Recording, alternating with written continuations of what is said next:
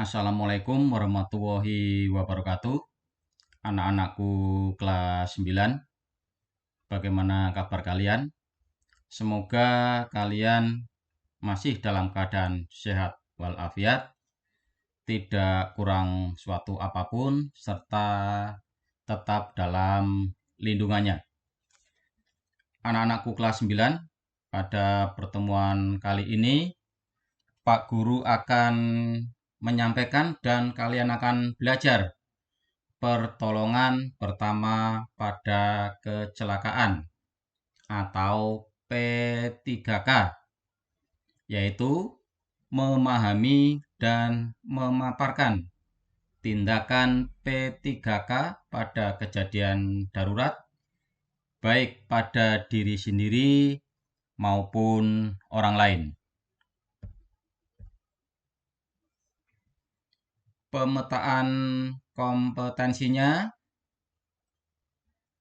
yaitu kompetensi dasar memahami untuk pengetahuan dan kompetensi dasar memaparkan untuk keterampilannya. Indikator pencapaian kompetensinya untuk pengetahuan ada 6. Kemudian untuk kompetensi keterampilan ada 2. Bisa kalian baca dan perhatikan pada tayangan ini. Berikutnya, tujuan apa yang diharapkan setelah kalian mempelajari materi ini?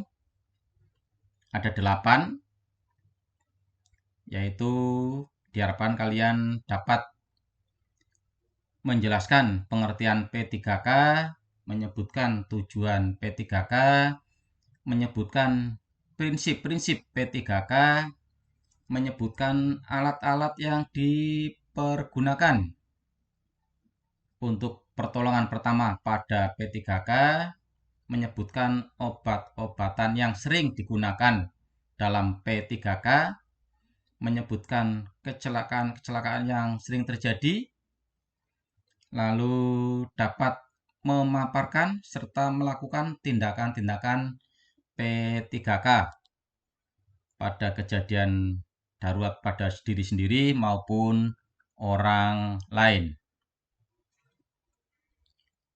Pengertian P3K.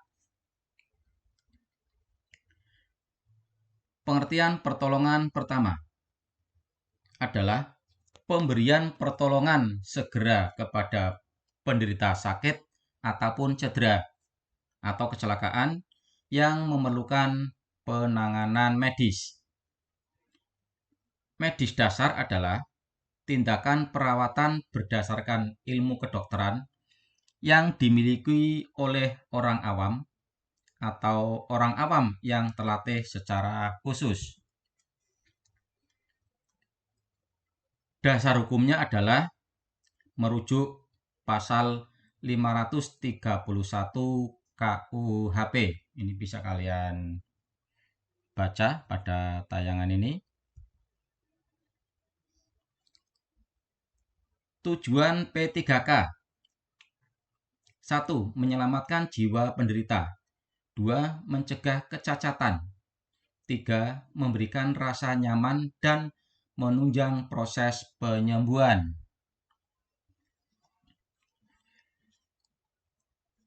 Kewajiban penolong. 1. Menjaga keselamatan diri, anggota tim, penderita, dan orang lain di sekitarnya. 2. Dapat menjangkau penderita baik dalam kendaraan, kerumunan massa maupun bangunan. 3. Dapat mengenali dan mengatasi masalah yang mengancam nyawa. 4. Meminta bantuan ataupun rujukan apabila diperlukan. 5. Memberikan pertolongan dengan cepat dan tepat berdasarkan keadaan korban. 6. Membantu pelaku pertolongan pertama lainnya. 7. Ikut menjaga kerahasiaan medis penderita. 8. Melakukan komunikasi dengan petugas lain yang terlibat. 9. Mempersiapkan penderita untuk ditransportasikan. Peralatan dalam P3K. Yang pertama, penutup luka. Ada kasa steril, kemudian bantalan kasa. 2. Pembalut luka.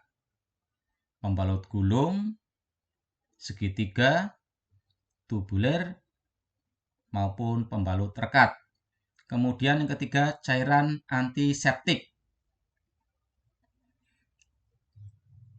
Alat pelindung diri dalam P3K. 1. Sarung tangan lateks. 2. Kacamata pelindung.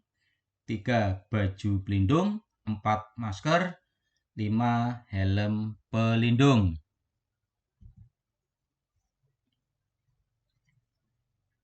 Pemeriksaan dalam P3K. Yang pertama, penilaian keadaan, yaitu bertujuan untuk memperoleh gambaran tentang kejadian kecelakaan. Kemudian, mengetahui faktor-faktor apa saja yang dapat mendukung ataupun mendukung pelaksanaan pertolongan pertama. 3. Menilai mengenai bahaya lain yang dapat terjadi baik terhadap penderita, penolong, maupun orang lain di sekitar tempat kejadian. Serta pada tahap ini, penolong juga perlu melakukan langkah-langkah pengamanan lokasi, penderita, diri sendiri, maupun orang lain di tempat kejadian. Selain hal tersebut, penolong juga menilai bantuan apa saja yang diperlukan jika dianggap perlu dan memungkinkan. Penilaian dini meliputi 1. Kesan umum, yang kedua respon, yang ketiga jalan nafas, dan yang keempat sirkulasi dan perdarahan berat.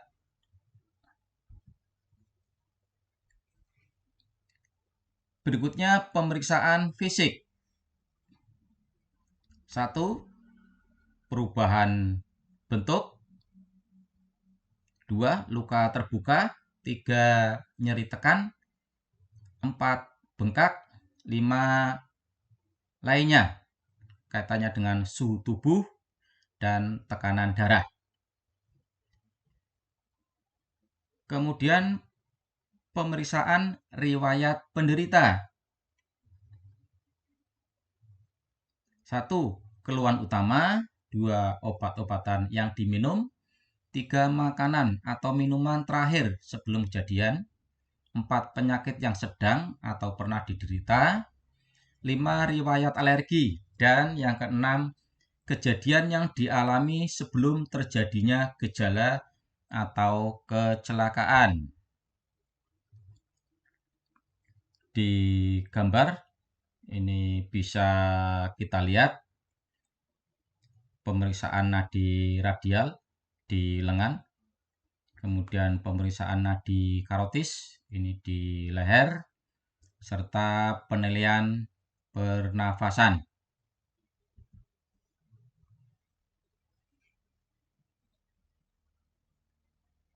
Perdarahan. A. Pengertian. Perdarahan yaitu rusaknya dinding pembuluh darah yang dapat disebabkan oleh ruda paksa atau trauma ataupun penyakit. B. Derajat berat perdarahan.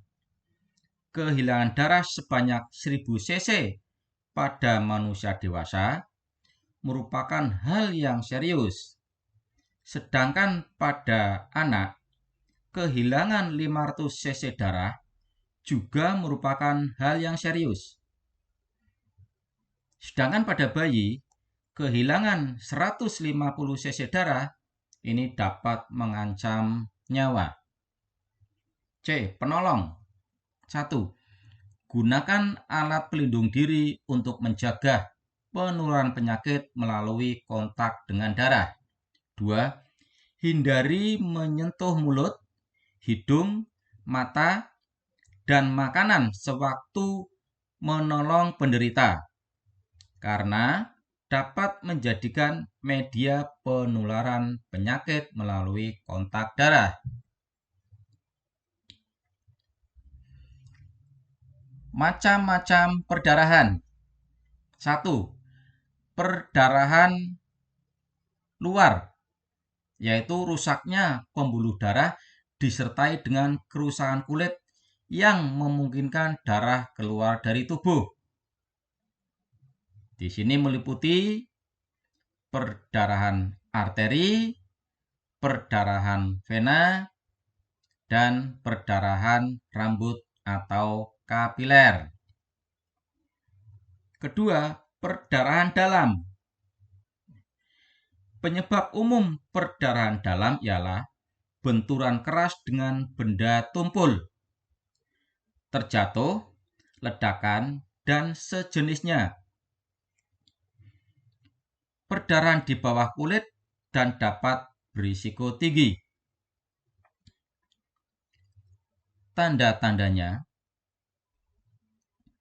cedera ataupun memar disertai nyeri dan pembengkakan,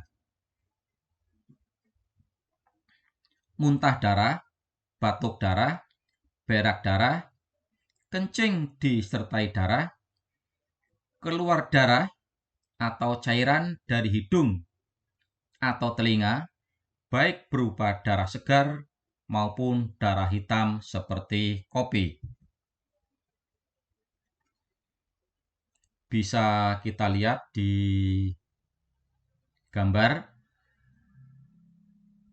Di itu ada perdarahan arteri, kemudian perdarahan vena, serta perdarahan kapiler.